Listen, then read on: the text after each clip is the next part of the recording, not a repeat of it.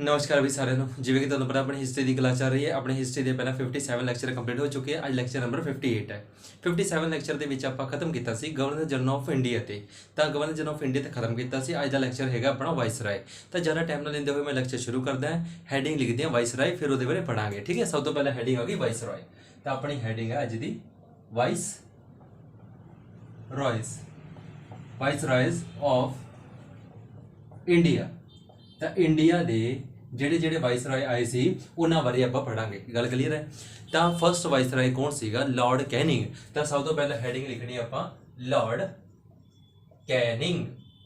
Lord Canning ਇਹਦਾ time period ਸੀਗਾ 1800, ਠੀਕ ਹੈ, 56 ਤੋਂ ਲੈ ਕੇ 1862 तक, 1856 ਤੋਂ ਲੈ ਕੇ 1862 तक। क्लीयर हो गई। हुण मेरी गल ध्यान नाल सुनियो। इस तो पहला सीगे जो गवर्नर जनरल ऑफ इंडिया सीगे, ठीक है।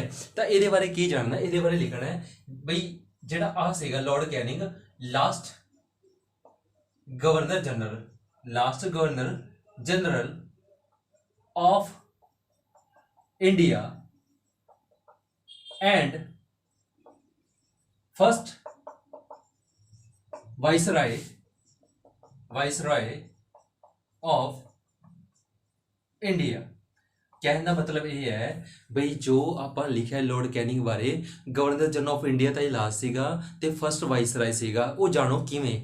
तो आप पढ़िया सीगा बई जो गवर्नर जनरल ऑफ बंगाल सीगा। देखो भाई governor general, governor general of India, Bengal की गल नहीं कर, इंडिया की गल कर रहे हैं।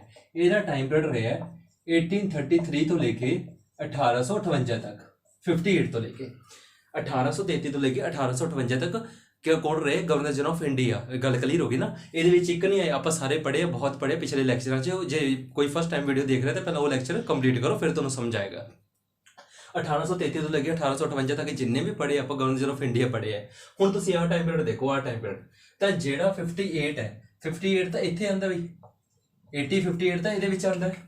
तो इसलिए आप कहांगे लास्ट बई जो लास्ट होया इंडिया का उदों भी आई सीगा, लास्ट होया गवर्नर जनरल ऑफ इंडिया का उदों भी आई सी। ते 58 तो कौन शुरू हो जाता है?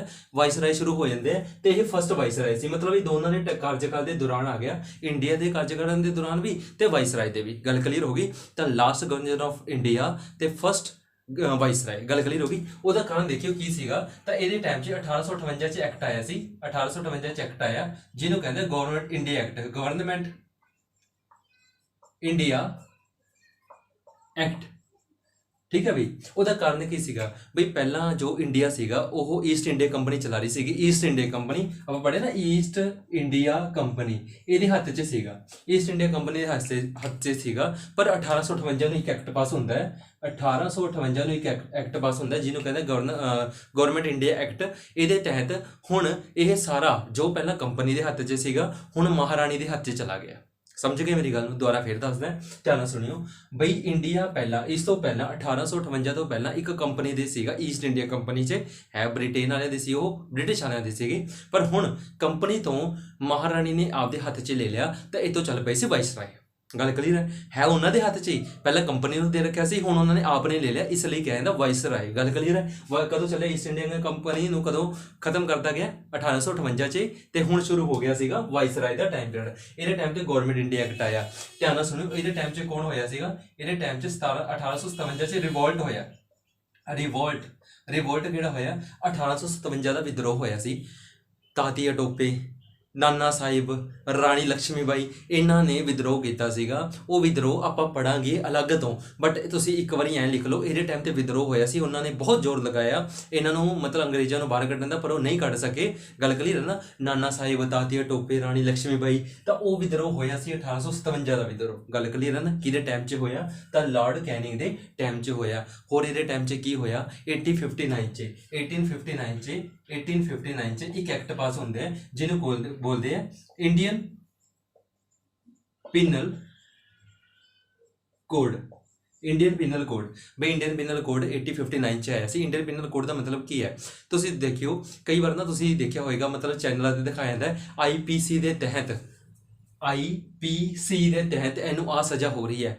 IPC के तहत इनू आ सज़ा हो रही है। किसी भी मुजरिम की गल की जाती होंगी उदों IPC लगता। IPC का मतलब इंडियन पिनल कोड। तो वह कोड जो इंडिया से लिया गया ब्रिटिश द्वारा, कदों लिया गया? 1859 च लिया गया। गल क्लीयर हो गई। उस तो बाद 1862 'ਚ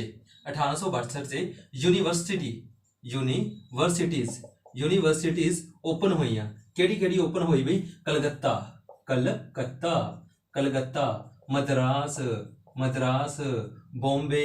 ਬੰਬੇ।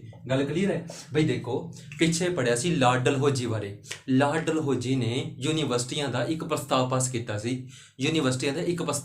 ਸੀ ਬਈ ਇੰਡੀਆ 'ਚ ਯੂਨੀਵਰਸਿਟੀ ਹੋਣੀ ਚਾਹੀਦੀ ਹੈ। ਬਈ ਉਹਦੇ ਟਾਈਮ 'ਤੇ ਦਾ ਪ੍ਰਸਤਾਵ ਪਾਸ ਹੋਇਆ ਸੀਗਾ, ਬਟ ਬਣੀਆਂ ਕਿਹਦੇ ਟਾਈਮ 'ਚ ਆ ਕੇ? ਤਾਂ ਬਣੀਆਂ ਸੀਗੀਆਂ 1862 ਨੂੰ ਲਾਰਡ ਕੈਨਿੰਗ ਦੇ ਟਾਈਮ ਦੇ ਵਿੱਚ ਆ ਕੇ। ਗੱਲ ਕਲੀਅਰ ਹੋ ਗਈ ਨਾ ਬਈ? ਪ੍ਰਸਤਾਵ ਉਹਦੇ ਦੁਆਰਾ ਪਾਸ ਕੀਤਾ ਗਿਆ ਸੀ, ਬਣੀਆਂ ਇਹਦੇ ਟਾਈਮ 'ਚ ਆ ਕੇ। ਗੱਲ ਕਲੀਅਰ ਹੈ? ਲਾਰਡ ਕੈਨਿੰਗ ਬਾਰੇ ਇੱਕ ਵਾਰੀ ਮੈਂ ਫੇਰ ਰਿਪੀਟ ਕਰਦਾ, ਧਿਆਨ ਨਾਲ ਸੁਣਿਓ। ਲਾਰਡ ਕੈਨਿੰਗ ਦਾ ਟਾਈਮ ਪੀਰੀਅਡ 56 ਤੋਂ ਲੈ ਕੇ 62 ਤੱਕ। ਲਾਸਟ ਕੌਣ ਸੀਗਾ? ਗਵਰਨਰ ਜਨਰਲ ਆਫ ਇੰਡੀਆ ਤੇ ਫਸਟ ਵਾਇਸਰਾਏ। ਹੁਣ ਹੀ ਯਾਦ ਹੋ ਜਾਏਗਾ, ਟੈਨਸ਼ਨ ਲੈਣ ਦੀ ਲੋੜ ਨਹੀਂ, ਠੀਕ ਹੈ। ਉਸ ਤੋਂ ਬਾਅਦ ਵਾਇਸਰਾਏ ਸੀਗਾ ਤੇ ਈਸਟ ਇੰਡੀਆ ਕੰਪਨੀ ਤੋਂ ਹੱਥ 'ਚ ਵਪਾਰ ਲੈ ਲਿਆ ਸੀ ਕਿਹਨੇ? ਮਹਾਰਾਣੀ ਨੇ। ਤਾਂ ਈਸਟ ਇੰਡੀਆ ਕੰਪਨੀ ਨੂੰ ਖਤਮ ਕੀਤਾ ਗਿਆ ਸੀ, ਤਾਂ ਇੱਥੋਂ ਦੀ ਸ਼ੁਰੂ ਹੋ ਗਿਆ ਸੀ ਵਾਇਸਰਾਏ।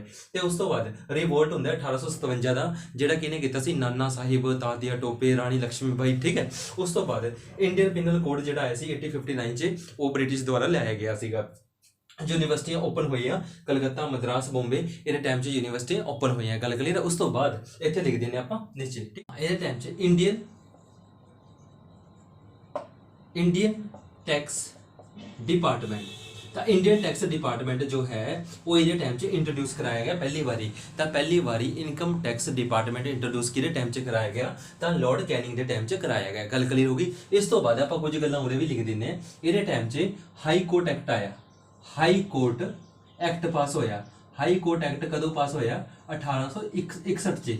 1861 'ਚ ਹਾਈ ਕੋਰਟ ਐਕਟ ਪਾਸ ਹੋਇਆ। ਗੱਲ ਕਲੀਅਰ ਹੈ? ਇਹਦੇ ਟਾਈਮ 'ਚ ਬੰਬੇ ਐਂਡ ਮਦਰਾਸ ਫਾਊਂਡਡ ਹੋਏ। ਬੰਬੇ ਐਂਡ ਮਦਰਾਸ ਫਾਊਂਡਡ ਹੋਏ ਬਈ, ਠੀਕ ਹੈ। ਮਦਰਾਸ ਫਾਊਂਡਡ ਹੋਏ, ਧਿਆਨ ਰੱਖਿਓ ਮਾੜਾ। ਇਹਨਾਂ ਦੀ ਸਥਾਪਨਾ ਕੀਤੀ ਗਈ, ਫਾਊਂਡਡ, ਠੀਕ ਹੈ। ਗੱਲ ਕਲੀਅਰ? ਤਾਂ ਇਹ ਚੀਜ਼ ਦਾ ਧਿਆਨ ਰੱਖਿਓ ਮਾੜਾ ਜਿਹਾ।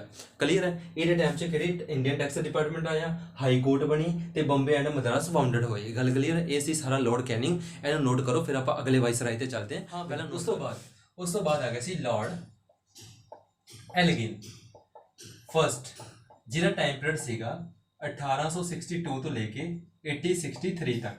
ਗੱਲ ਕਲੀਅਰ ਹੋ ਗਈ? ਤਾਂ ਲਾਰਡ ਐਲਗਿਨ ਦਾ ਟਾਈਮ ਪੀਰੀਅਡ ਸੀ 62 ਤੋਂ ਲੈ ਕੇ 63 ਤੱਕ। ਇਹ ਸਾਲ ਹੀ ਬੈਠਾ। ਇਹਦਾ ਕਾਰਨ ਕੀ ਸੀ? ਕਿਉਂਕਿ ਇਹਦੀ ਡੈਥ ਹੋ ਗਈ ਸੀ। ਪਹਿਲਾਂ ਦੇਖਦੇ ਹਾਂ। ਇਹਦੇ ਟਾਈਮ ਤੇ ਨਾ ਇੱਕ ਅੰਦੋਲਨ ਹੋਇਆ ਸੀ, ਉਹਨੂੰ ਕਹਿੰਦੇ ਬਹਾਵੀ ਅੰਦੋਲਨ, ਠੀਕ ਹੈ। ਤਾਂ ਕਿਹੜਾ ਅੰਦੋਲਨ ਹੋਇਆ ਸੀ? ਬਹਾਵੀ, ਠੀਕ ਹੈ। ਬਹਾਵੀ ਅੰਦੋਲਨ। ਤਾਂ ਇਹਦਾ ਧਿਆਨ ਰੱਖਿਓ, ਬਹਾਵੀ ਅੰਦੋਲਨ ਜਿਹੜਾ ਹੋਇਆ ਇਹ ਕਿਹਨਾਂ ਦੁਆਰਾ ਕੀਤਾ ਗਿਆ ਸੀ? ਇਸਲਾਮ ਦੁਆਰਾ। ਤੇ ਇਹ ਕੀਤਾ ਕਿਹਦੇ ਦੁਆਰਾ ਗਿਆ ਸੀ? ਸੈਯਦ ਅਹਿਮਦ ਬਈ ਸੈਯਦ ਅਹਿਮਦ ਦੁਆਰਾ ਕੀਤਾ ਗਿਆ ਸੀ। ਇਹ ਬਹਾਵੀ ਅੰਦੋਲਨ ਸੀਗਾ, ਬਹਾਵੀ ਮੂਵਮੈਂਟ ਕਹਿ ਦੋ। ਬਹਾਵੀ ਮੂਵਮੈਂਟ ਜਿਹੜਾ ਹੋਇਆ ਸੈਯਦ ਅਹਿਮਦ ਦੁਆਰਾ ਕੀਤਾ ਗਿਆ। ਇਸਲਾਮ ਨੂੰ ਲੈ ਕੇ ਸੀਗਾ। ਇਹ ਇਸਲਾਮ ਧਰਮ ਨੂੰ ਚਾਹੁੰਦੇ ਸੀ ਵੀ ਥੋੜਾ ਜਿਹਾ ਅੱਗੇ ਰੱਖਣ। ਗੱਲ ਕਲੀਅਰ ਹੋ ਗਈ ਨਾ? ਤਾਂ ਇਸ ਲਈ ਇਹ ਕੀਤਾ ਗਿਆ ਸੀ ਇਹਦੇ ਟਾਈਮ 'ਚ। ਫਿਰ ਕੀ ਹੋਇਆ? ਇਹ ਕਿੱਥੇ ਗਿਆ ਹੋਇਆ ਸੀ? ਧਰਮਸ਼ਾਲਾ, ਬਈ ਆਪਣੇ ਹਿਮਾਚਲ ਪ੍ਰਦੇਸ਼ 'ਚ ਧਰਮਸ਼ਾਲਾ, ਉੱਥੇ ਗਿਆ ਸੀ ਵੀ ਧਰਮਸ਼ਾਲਾ, ਠੀਕ ਹੈ। ਧਰਮਸ਼ਾਲਾ ਗਿਆ ਸੀਗਾ ਤੇ ਉੱਥੇ ਇਹਦੀ ਡੈਥ ਹੋ ਗਈ। ਉੱਥੇ ਇਹਨੂੰ ਹਾਰਟ ਅਟੈਕ ਆ ਗਿਆ, ਜਿਹਦੇ ਕਰਕੇ ਤਾਈਓ ਇਹ ਘੱਟ ਟਾਈਮ ਬੈਠਾ। ਇਹਦੇ ਟਾਈਮ ਤੇ ਇੱਕ ਅੰਦੋਲਨ ਹੋਇਆ ਬਹਾਵੀ ਅੰਦੋਲਨ, ਧਿਆਨ ਰੱਖਣਾ ਹੈ, ਠੀਕ ਹੈ। ਕਿਹਦੇ ਦੁਆਰਾ ਕੀਤਾ ਗਿਆ? ਇੰਪੋਰਟੈਂਟ ਹੈ, ਸੈਯਦ ਅਹਿਮਦ ਦੁਆਰਾ। ਤੇ ਇਸਲਾਮ ਧਰਮ ਨੂੰ ਪ੍ਰਮੋਟ ਕਰ ਰਹੇ ਸੀਗੇ। ਉਸ ਤੋਂ ਬਾਅਦ ਫਿਰ ਕੌਣ ਆਇਆ? ਫਿਰ ਆਇਆ ਸੀ ਲਾਰਡ ਵਿਲੀਅਮ ਡੋਰਿਸਨ, ਜਿਹਦਾ ਟਾਈਮ ਪੀਰੀਅਡ ਸੀ 1863 ਤੋਂ ਲੈ ਕੇ 1864 ਤੱਕ। ਗੱਲ ਕਲੀਅਰ ਹੈ? 1863 ਤੋਂ ਲੈ ਕੇ 1864 ਤੱਕ। ਵੀ ਇਹਦਾ ਕਾਰਜਕਾਲ ਥੋੜਾ ਹੀ ਸੀਗਾ, ਇਹਦੇ ਬਾਰੇ ਕਿਤੇ ਵੀ ਕੋਈ ਨੌਲੇਜ ਨਹੀਂ ਹੈ। ਤਾਂ ਇਸ ਲਈ ਮੈਂ ਬਸ ਮਿਸ ਨਹੀਂ ਕਰਾਉਣਾ ਚਾਹੁੰਦਾ ਸੀ, ਇਸ ਲਈ ਲਿਖਤਾ ਵੀ ਡੋਰਿਸਨ ਆਇਆ ਸੀ, ਪਰ ਇਹਨੇ ਕੀਤਾ ਕੁਝ ਵੀ ਨਹੀਂ। ਸਿਰਫ ਇਹ ਸਾਲ ਵੀ ਨਹੀਂ ਆਇਆ ਬਸ। ਨਾ ਦੇਖੋ ਵੀ ਜਦੋਂ ਮੰਥ ਖਤਮ ਹੋਣ ਲੱਗਿਆ ਸੀ 1863 ਦਾ ਜਿਹੜਾ ਮੰਥ ਖਤਮ ਹੋ ਰਿਹਾ ਸੀ ਨਵੰਬਰ ਦਾ, ਉਸ ਤੋਂ ਬਾਅਦ ਆਇਆ। ਤੇ 1864 ਜਿਹੜਾ ਫਰਵਰੀ ਦਾ ਮੰਥ ਸੀ, ਮਤਲਬ 4 ਮਹੀਨੇ ਬੈਠਾ। ਇਹਨੇ ਕੋਈ ਕੰਮ ਨਹੀਂ ਕੀਤਾ, ਬਟ ਆਪਾਂ ਮਿਸ ਨਹੀਂ ਕਰਨਾ ਸੀ ਤਾਂ ਕਰਕੇ ਲਿਖ ਲਿਆ। ਗੱਲ ਕਲੀਅਰ ਹੈ? ਜੇ ਤੁਹਾਨੂੰ ਕਦੇ ਕੁਐਸਚਨ ਆ ਜਾਏ 83 ਤੋਂ 84 ਤੱਕ ਕੌਣ ਬੈਠਾ? ਵਿਲੀਅਮ ਡੋਰਿਸਨ ਬੈਠਾ ਸੀਗਾ, ਠੀਕ ਹੈ। ਇਹਨੇ ਕੰਮ ਕੋਈ ਵੀ ਨਹੀਂ ਕੀਤਾ। ਇਸ ਤੋਂ ਬਾਅਦ ਜਿਹੜਾ ਆਇਆ ਸੀਗਾ ਉਸ ਤੋਂ ਬਾਅਦ ਆ ਗਿਆ ਸੀ ਲਾਰਡ ਜੌਨ ਲਾਰੈਂਸ, ਜਿਹਦਾ ਟਾਈਮ ਪੀਰੀਅਡ ਸੀ 1864 ਤੋਂ ਲੈ ਕੇ 68 ਤੱਕ। ਇਹਦੇ ਟਾਈਮ 'ਚ ਕੀ ਹੋਇਆ? ਇਹਦੇ ਟਾਈਮ 'ਚ ਉੜੀਸਾ, ਬੁੰਦੇਲਖੰਡ, ਬਈ ਇਹ ਸਾਰੇ ਇਲਾਕੇ ਦੇ ਨਾਮ ਪੜ੍ਹਿਆ ਮੈਂ। ਬੁੰਦੇਲਖੰਡ, ਰਾਜਪੂਤਾਨਾ ਏਰੀਆ ਇਨ ਬਈ ਇੱਥੇ ਕੀ ਪੈ ਗਿਆ, ਇੱਥੇ ਅਕਾਲ ਪੈ ਗਿਆ। ਇਹਦੇ ਟਾਈਮ ਤੇ ਇਹਨਾਂ ਜਗ੍ਹਾ ਤੇ ਅਕਾਲ ਪੈ ਗਿਆ ਸੀਗਾ। ਤਾਂ ਕਿਹਦੇ ਟਾਈਮ 'ਚ, ਉੜੀਸਾ, ਬੁੰਦੇਲਖੰਡ, ਰਾਜਪੂਤਾਨਾ, ਕਿਹਦੇ ਟਾਈਮ ਤੇ, ਜੌਨ ਲਾਰੈਂਸ ਦੇ ਟਾਈਮ ਤੇ। ਇਹਦੇ ਟਾਈਮ ਤੇ ਹੋਰ ਕੀ ਹੋਇਆ, ਐਂਗਲੋ ਵਰਸਸ ਭੂਟਾਨ ਵਾਰ ਹੋਈ। ਤਾਂ ਕਿਹਦੀ ਵਾਰ ਹੋਈ, ਐਂਗਲੋ ਵਰਸਸ ਭੂਟਾਨ ਵਾਰ, ਭੂਟਾਨ ਵਾਰ, ਠੀਕ ਹੈ ਬਈ। ਤਾਂ ਇਹਦੇ ਟਾਈਮ ਤੇ ਇੰਡੀਆ ਤੋਂ ਲੈ ਕੇ, ਇੰਡੀਆ ਤੋਂ ਯੂਰਪ ਤੱਕ, ਯੂਰਪ ਤੱਕ ਟੈਲੀਗ੍ਰਾਫ, ਟੈਲੀਗ੍ਰਾਫ, ਠੀਕ ਹੈ ਬਈ, ਟੈਲੀਗ੍ਰਾਫ ਸੁਵਿਧਾ ਸ਼ੁਰੂ ਕੀਤੀ ਗਈ, ਸੰਚਾਰ ਸੁਵਿਧਾ ਸਮੁੰਦਰੀ ਰਾਹੀਂ, ਠੀਕ ਹੈ ਬਈ। ਤਾਂ ਇਹਦੇ ਟਾਈਮ ਤੇ ਇੰਡੀਆ ਤੋਂ ਯੂਰਪ ਤੱਕ ਟੈਲੀਗ੍ਰਾਫ ਸੁਵਿਧਾ ਸ਼ੁਰੂ ਕੀਤੀ ਗਈ ਸਮੁੰਦਰ ਰਾਹੀਂ। ਗੱਲ ਕਲੀਅਰ ਹੋ ਗਈ ਨਾ। ਉਸ ਤੋਂ ਬਾਅਦ ਇਹਦੇ ਟਾਈਮ ਤੋਂ ਬਾਅਦ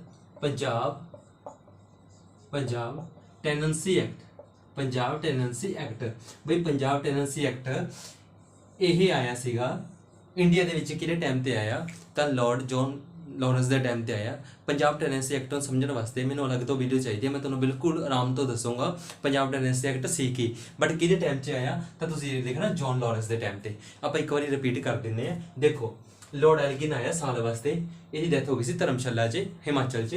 ਤੇ ਇਹਦੇ ਟਾਈਮ ਤੇ ਕਿਹੜਾ ਅੰਦੋਲਨ ਆਇਆ ਸੀ, ਬਹਾਵੀ ਅੰਦੋਲਨ, ਜੋ ਕਿ ਸਈਦ ਅਹਿਮਦ ਦੁਆਰਾ ਕੀਤਾ ਗਿਆ ਸੀਗਾ। ਇਸਲਾਮ ਧਰਮ ਨੂੰ ਪ੍ਰਮੋਟ ਕਰ ਰਹੇ ਸੀਗੇ। ਲਾਰਡ ਵਿਲੀਅਮ ਡੋਰਿਸਨ, ਇਹਦੇ ਬਾਰੇ ਕੋਈ ਇੰਪੋਰਟੈਂਟ ਨਹੀਂ ਹੈ, ਠੀਕ ਹੈ। ਇਹ ਸਿਰਫ 63 ਤੋਂ ਲੈ ਕੇ 64 ਤੱਕ ਆਇਆ ਸੀਗਾ। ਤਾਂ ਇਹਦੇ ਬਾਰੇ ਜ਼ਿਆਦਾ ਜਾਣਨਾ ਨਹੀਂ।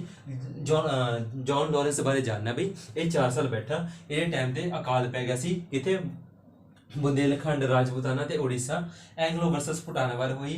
ਇੱਥੇ ਟੈਲੀਗ੍ਰਾਫ ਸਮੁੰਦਰੀ ਲਾਈਨ ਵਿਛਾਈ ਗਈ, ਕਿਤੇ ਇੰਡੀਆ ਤੇ ਯੂਰਪ ਤੇ। ਪੰਜਾਬ ਟੈਨੈਂਸੀ ਐਕਟ ਆਇਆ। ਗੱਲ ਕਲੀਅਰ ਹੋ ਗਈ। ਅੱਜ ਦੇ ਲੈਕਚਰ 'ਚ ਇੰਨਾ ਬਹੁਤ ਹੈ। ਜੇ ਤੁਹਾਨੂੰ ਪਸੰਦ ਆਈ ਇਹਦਾ ਵੀਡੀਓ ਪਲੀਜ਼ ਲਾਈਕ ਕਰਿਓ, ਸ਼ੇਅਰ ਕਰਿਓ ਤੇ ਸਬਸਕ੍ਰਾਈਬ ਕਰਿਓ। ਅਜੇ ਵੀਡੀਓ ਹੋਰ ਆਉਂਦੀਆਂ ਰਹਿਣਗੀਆਂ। ਸਭ ਨੂੰ ਸਤਿ ਸ਼੍ਰੀ ਅਕਾਲ, ਆਦਾਬ and Radhe Radhe. Thank you.